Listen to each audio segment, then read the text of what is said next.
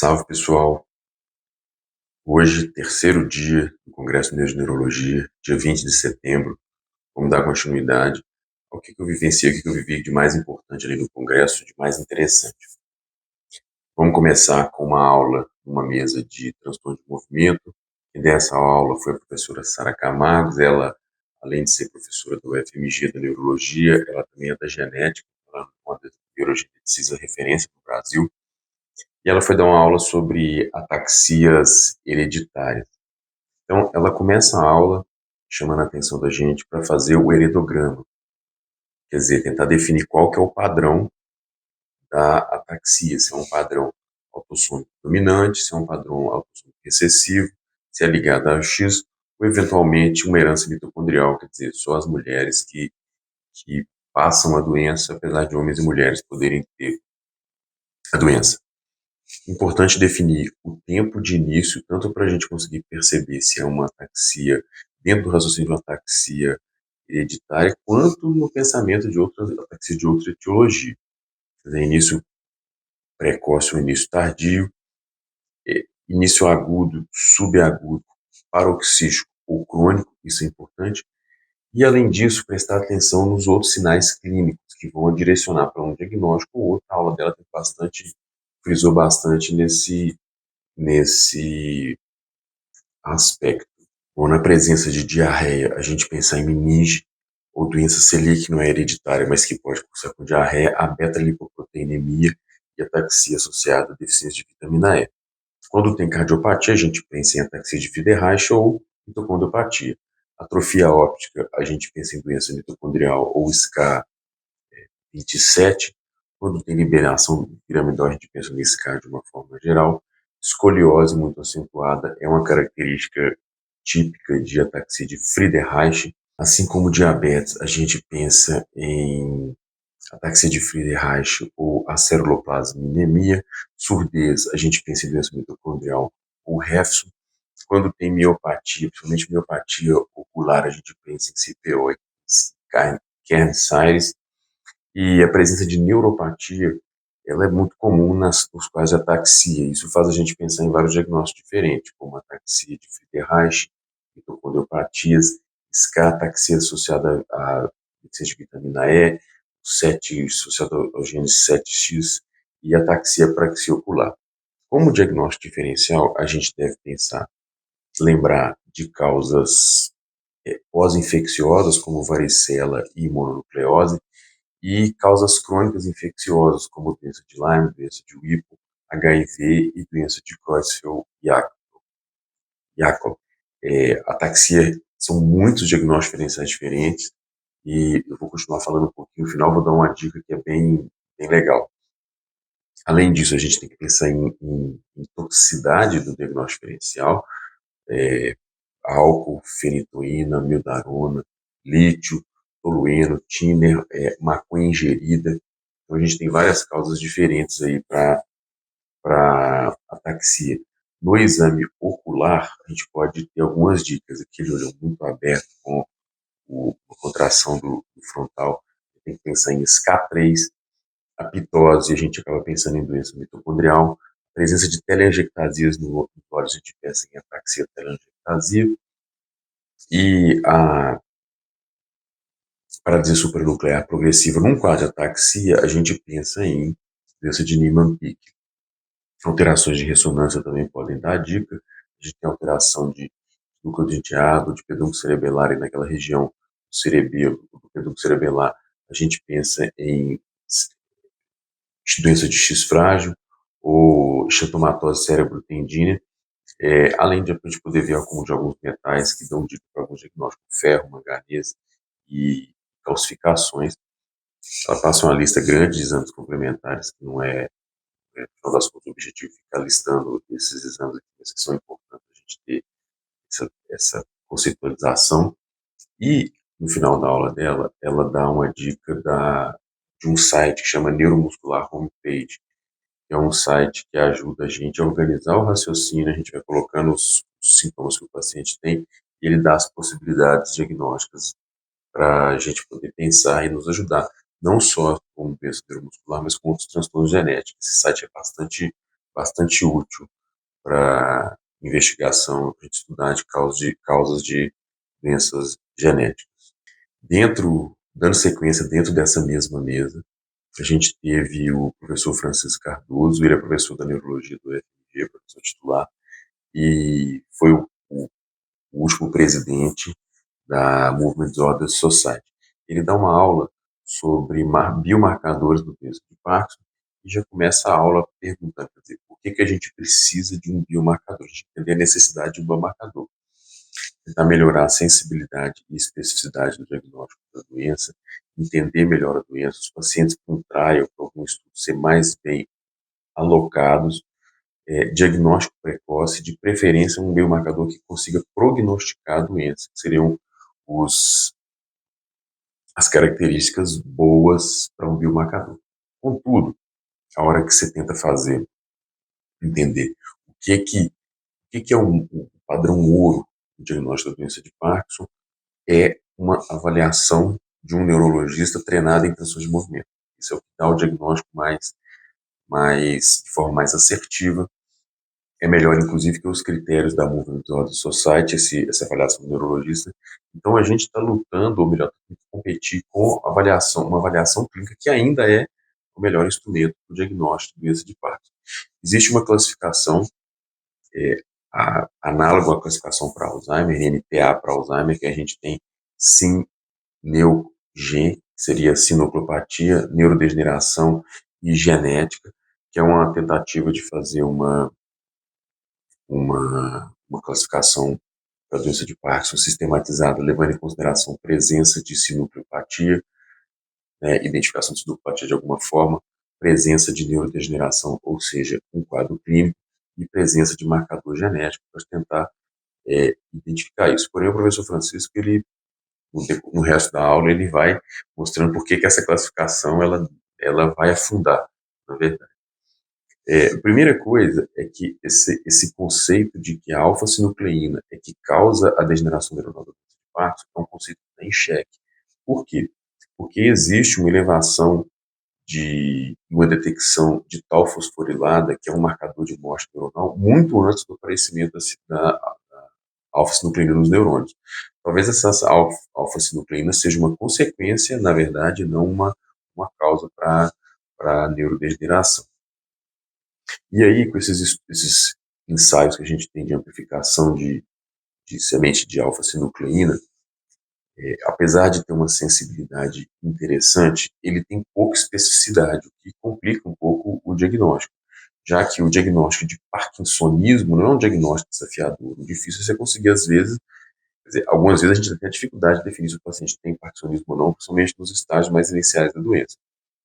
Contudo, uma coisa que é um desafio grande é a gente conseguir definir qual que é a etiologia desse parkinsonismo, mesmo porque no início da doença, de outras doenças como PSP ou AMS, ou degeneração córtico-basal, o paciente pode ter um quadro muito similar à doença de Parkinson, depois de alguns anos é que ele vira para um outro diagnóstico desse, e a alfa-sinucleína ela pode estar presente nessas situações, como PSP, como degeneração córtico-basal e até hidrocefalia de pressão normal, o que não coloca ela como uma ferramenta tão interessante. Além disso, a alfa-sinucleína, ou esses ensaios de alfa-sinucleína, a detecção de alfa-sinucleína, ela não tem correlação com o prognóstico e nem correlação com o desfecho clínico. Então, ela acaba perdendo um pouco, ou perdendo bastante o sentido como um biomarcador, e daí a ideia do professor Francisco de que essa classificação ela vai acabar afundando com o tempo por não se prestar exatamente ao que a gente precisaria que ela fizesse. Depois eu compareci a uma mesa de doenças neuromusculares. Essa mesa começou com o Dr. Hamilton Cine. Ele é neurologista pelo Hospital de Base do Distrito Federal, neurofisiologista também, e ele é o neurologista muscular referência do Centro de Doenças Neuromusculares do Distrito Federal. E ele dá uma aula sobre miastenia grave, sobre tratamento de miastenia grave. Começa a aula caracterizando a doença do ponto de vista clínico, quer dizer, fraqueza, flutuação e diplopia, que são as marcas mais importantes da doença. Depois dessa caracterização, ele passa para exames complementares, então ele vai falar um pouco sobre a eletromiografia, e aí a gente sabe que a eletromiografia, você precisa de fazer estimulação repetitiva para conseguir aparecer o diagnóstico de miastenia, ou você precisa de fazer estudo com fibra única para você ver uma alteração do jitter. Isso aí são os elementos dentro da eletromiografia que vão contribuir para o diagnóstico de miastenia grave. Ainda na parte propedêutica, ele fala sobre os anticorpos anti-acetilcolina, anti-MuSK e LRP4, que são os comuns, sendo que a grande maioria, aí, cerca de 85% dos pacientes, vão ser anti-acetilcolina, uns 10% de MuSK, a 5% de LRP4, tem alguns pacientes que realmente são soronegativos. E ele até questiona, quer dizer, quando é soronegativo, por que isso acontece? Às vezes pode ser o paciente já tomou tratamento imune prévio, às vezes o paciente ainda não converteu, você não teve a conversão sorológica e você já está dosando, pode ser que o ensaio não foi feito de maneira adequada, então a gente tem algumas possibilidades, pode ser que você precise de repetir, então ele sugere às vezes que negativo, sem insistir, quer dizer, fazer os 3 e insistir às vezes repetir o teste, daí um tempo, para ver se ele acaba vindo positivo. Do ponto de vista de quadro clínico, o quadro clínico é um pouco diferente. A miastenia anti-acetilcolina é uma miastenia que pode acometer os olhos, acomete predominantemente membros, fadiga, falta de força. A miastenia anti-MuSK, ela é predominantemente bulbar, é um quadro um pouco mais grave, responde a medicações diferentes. E a LRP4 é uma miastenia que parece um pouco com a anti-acetilcolina, mas ela é um quadro mais intenso, mais grave. Ele segue a aula falando um pouco sobre o diagnóstico diferencial, ele até brinca, nem tudo que flutua é miastenia, ele coloca doença de tireoide como diagnóstico diferencial do transtorno ocular, doenças de pálpebra também podendo confundir, outras paralisias de pares cranianos, outras miopatias, desnervações e outras doenças da junção, além de miastenia congênita. Dentro da fisiopatologia da doença, a gente tem produção de anticorpos, ativação do complemento, dano e ali uma inflamação na junção neuromuscular, com disfunção dela, com bloqueio e com internalização de receptores. Isso aí está dentro da fisiopatologia da doença. O anticorpo anti-acetilcolina, além de ser um marcador da doença, ele também é patogênico. Então, nesse momento aí, depois que ele explica isso, ele passa para a parte de medicamentos disponíveis. A gente tem vários medicamentos disponíveis, inclusive no PCDT do SUS, mas ele passa pelos medicamentos mais usados já classicamente, como iridoxigmina, que é o mais sintomático, e os outros demais são todos imunossupressores, prednisona, azatioprina, ciclosporina, ciclofosfamida, micofenolato e plasmaférese e imunoglobulina, que é o tratamento que a gente usa tradicionalmente para miastenia graves, resolve bem uma parte importante dos pacientes, não são todos que respondem a esse tipo de tratamento. E aí ele começa a trazer os outros tratamentos mais novos, que na verdade não vão ser para todo mundo, mas tem um custo muito elevado, mas tem uma eficácia muito interessante, inclusive uma eficácia muito rápida. Os outros medicamentos, como azatioprina, micofenolato, esses medicamentos eles levam 6 meses, o efeito máximo deles chega em 1 ano, e esses medicamentos mais novos, inibidores do complemento, de CD19, eles têm um efeito muito mais rápido, começam a ter um efeito positivo para o paciente em dias. Ele começa citando os inibidores do complemento, e ele chama de o ravulizumab, zilucoplan, né, eles têm ação muito rápida.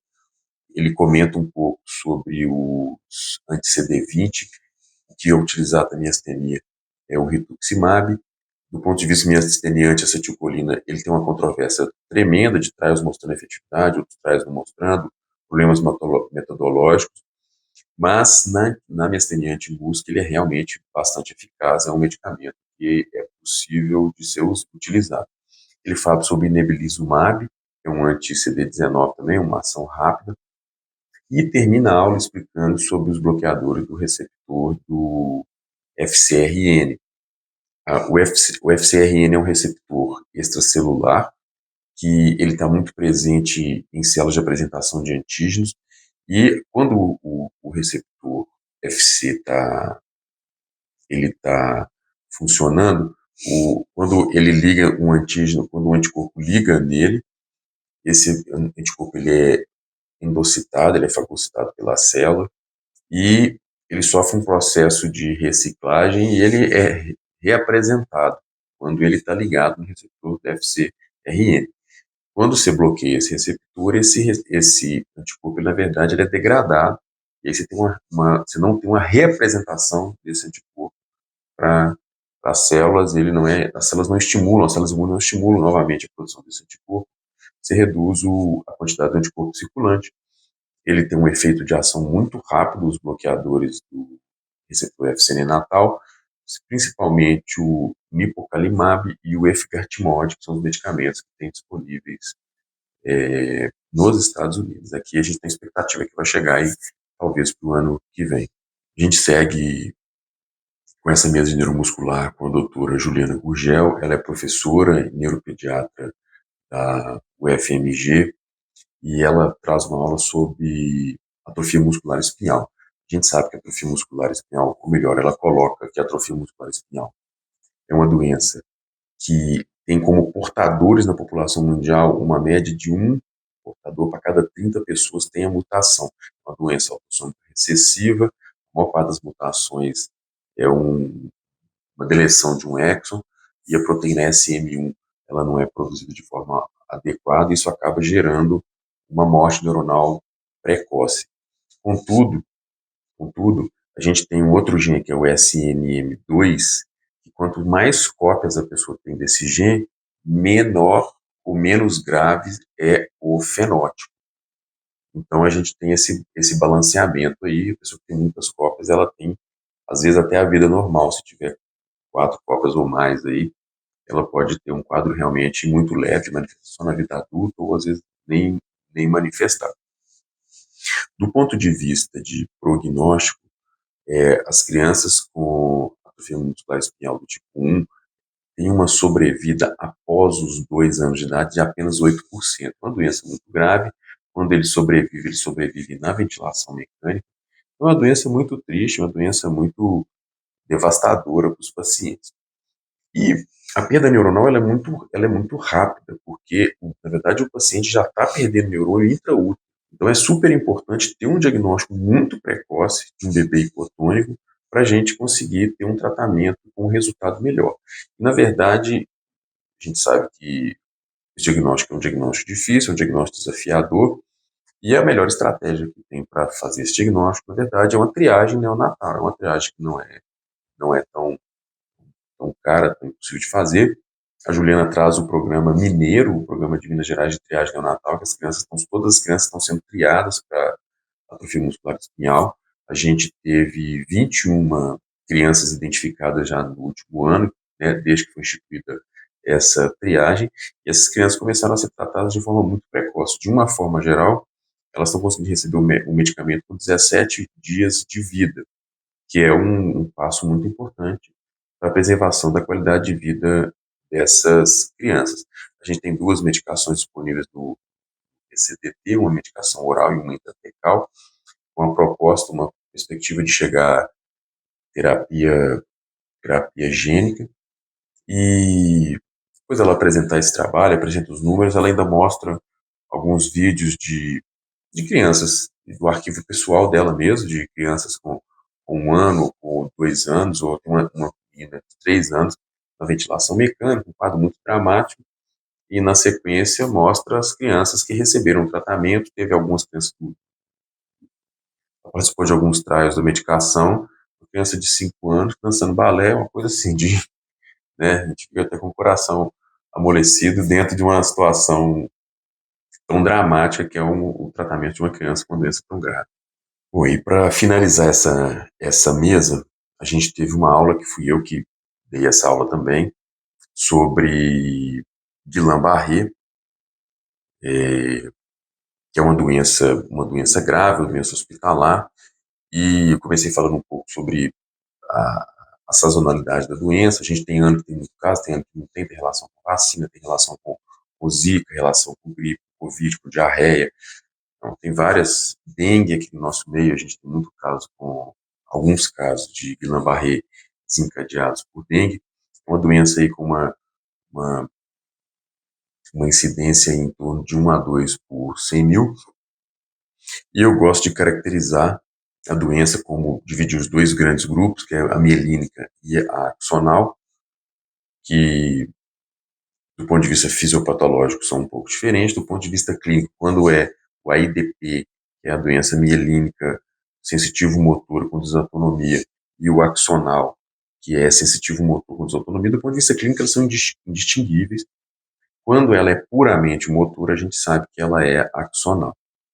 Então a gente tem esses dois tipos principais. Além disso, teria um terceiro tipo de Guillain-Barré dentro do espectro Guillain-Barré, que seria a doença de Miller-Fischer, que ela está associada à encefalite de Bickerstaff dentro do mesmo espectro, e às vezes pode estar associada também a uma forma faringo cérvico-braquial, que é uma forma onde existe acometimento da glote, da faringe, um acometimento bulbar importante, dos músculos do ombro e o pescoço caído, uma fraqueza de cervical.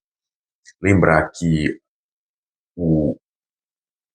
as formas axonais elas podem estar associadas a anticorpo, antigangliosídeos, tem um painel que a gente pode pedir, e a doença de Miller-Fischer também pode, o espectro Miller-Fischer também pode estar associado.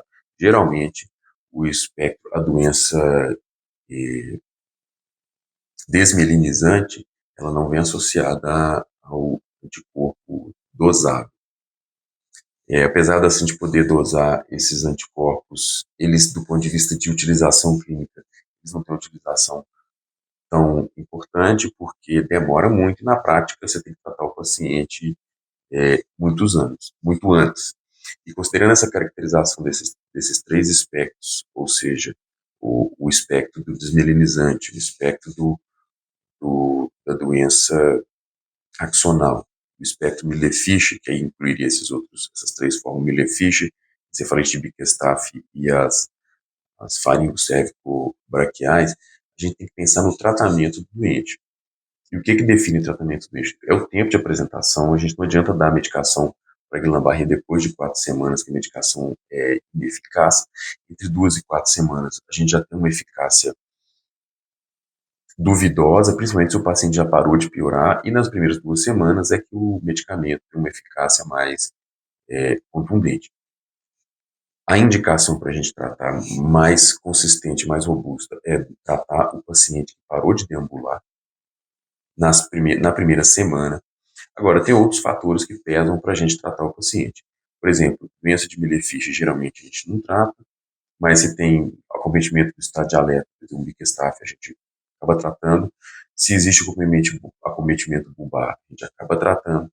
No Guillain-Barré, seja axonal ou mielínico, se existe desautonomia muito pronunciada, a gente acaba tratando arritmia, hipertensão mais significativa, taquicardia sinusal, a gente acaba tratando, né, quando a desautonomia ela é grave, a gente trata o paciente que tem risco respiratório, existem algumas escalas de gravidade que a gente consegue ter alguma previsão sobre o que vai acontecer com o paciente. É muito importante também o suporte intensivo. Eu gosto de frisar sempre que o paciente com Guillain-Barré, a gente não deve esperar ele entrar em insuficiência respiratória para ser intubado. Por quê? Porque a doença de Guillain-Barré tem muita desautonomia. Se você espera ele entrar na insuficiência respiratória para intubar, a chance de você ter um evento adverso durante a intubação é muito alta. E a outra coisa, o Guillain-Barré não melhora rápido. É diferente de, por exemplo, uma miastenia, que é um paciente que às vezes você deixa ele na anemia aí 2, 3 dias, ele já começa às vezes a ter algum ganho funcional. O Guillain-Barré isso não acontece. Então, tá vendo que o paciente está indo para insuficiência respiratória, a gente intuba. Gasometria e oximetria, eles não são parâmetros adequados para a gente definir a intubação do paciente com Guillain-Barré, porque quando eles alteram, o paciente já está falido. Então, a gente tem que se adiantar um pouco a isso. Voltando ao tratamento medicamentoso, só frisar, o corticoide é contraindicado, a gente não faz corticoide para Guillain-Barré. O que a gente trata é com plasmaférese e imunoglobulina e tenta fazer isso de forma mais precoce possível. A gente teve no último Congresso Americano de Neurologia uma publicação que saiu só no Congresso, na verdade, não uma publicação, uma apresentação de dados do Congresso, do medicamento, que é um inibidor de C1, tanruprubart, que é o nome dele, que ele demonstrou uma eficácia, um trabalho fase 3 para o tratamento do Guillain-Barré comparado com placebo. Tá? Comparado com placebo, e está acontecendo um outro trial fase 3 para a gente ver se ele vai ser aprovado. Você precisa de pelo menos dois trials fase 3 para aprovação de um medicamento. Além disso, o efgartigimod, ele teve um relato de 2 casos que o médico utilizou e o resultado foi muito contundente. Ele é um bloqueador do receptor FcRn e está rolando um trial para tentar avaliar a eficácia dele na doença no síndrome de Guillain-Barré. E no final dessa aula eu ainda trouxe uma série de casos do hospital que eu trabalho, que eu coordeno, trouxe uma série de 15 casos, para debater um pouco o que os pacientes tiveram e os motivos que nos levaram a tratá-los ou não tratá-los. Eu acho isso, né, no final das contas, foi o objetivo final da aula, a gente ter um entendimento de quem a gente trata e quem a gente não trata na doença de Guillain-Barré e como que a gente trata. A gente fica por aqui, terminando, trazendo um término das nossas experiências dentro do Congresso Mineiro de Neurologia, o que teve de mais interessante, de mais importante, e, e é isso. Bons estudos.